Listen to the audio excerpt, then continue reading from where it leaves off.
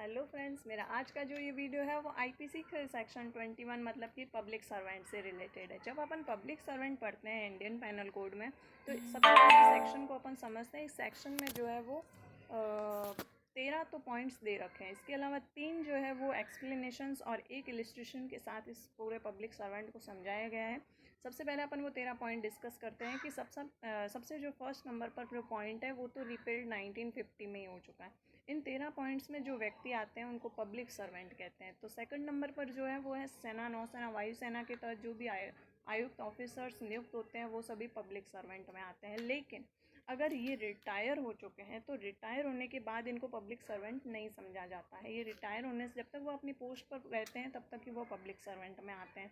इसके बाद में जज, जो भी कोर्ट में जो जज होते हैं वो भी पब्लिक सर्वेंट होते हैं। मतलब कि इसको अपन एक केस के द्वारा समझते हैं। जैसे के वीरा स्वामी वर्सेस यूनियन ऑफ इंडिया का जो केस है वो के वीरा स्वामी वर्सेस यूनियन ऑफ इंडिया का जो केस है वो ये बताता है कि हाई कोर्ट और सुप्रीम कोर्ट दोनों के ही जज में शामिल है।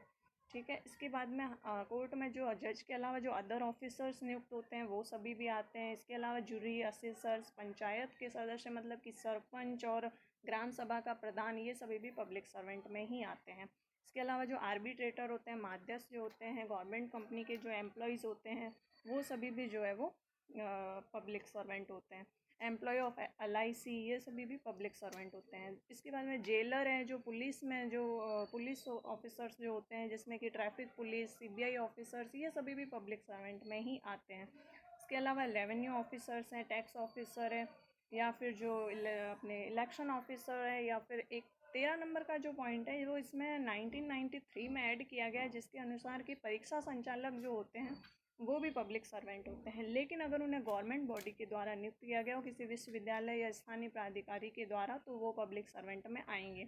अब अपन इसके 3 जो एक्सप्लेनेशंस हैं उनको डिस्कस करते हैं। वो ये बताता है कि पहला ये कहता है कि अगर जो मतलब पब्लिक सर्वेंट जो है ऊपर इन सभी पॉइंट्स में जो दे रखे हैं व्यक्ति, वो सभी पब्लिक सर्वेंट होंगे, भले उनको गवर्नमेंट द्वारा नियुक्त किया गया हो या नहीं।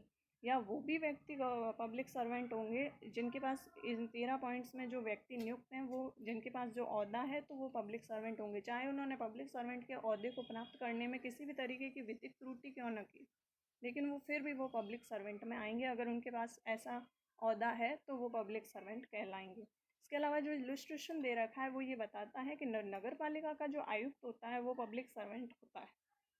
इसको अपन एक केस के द्वारा समझेंगे कि जैसे RS नायक वर्सेस AR अंतुल्य का जो केस है वो ये बताता है कि मुख्यमंत्री तो पब्लिक सर्वेंट है, लेकिन जो अपने विधान पब्लिक सर्वेंट की जो डेफिनेशन में जो इलिस्ट्रेशन दे रखा है कि नगर पालिका का आयुक्त भी पब्लिक सर्वेंट होता है, तो इसको अपन RS नायक वर्सेस AR अंतुल्य के केस में समझते हैं कि जो ये केस ये बताता है मुख्यमंत्री तो जो है वो पब्लिक सर्वेंट है, लेकिन विधानसभा के जो MLA होते हैं वो पब्लिक सर्वेंट नहीं है। ये केस कहता है क्योंकि इनकी जो मतलब पेमेंट है वो विधानसभा से बनती है, इसलिए इनको जो है वो पब्लिक सर्वेंट नहीं माना गया है।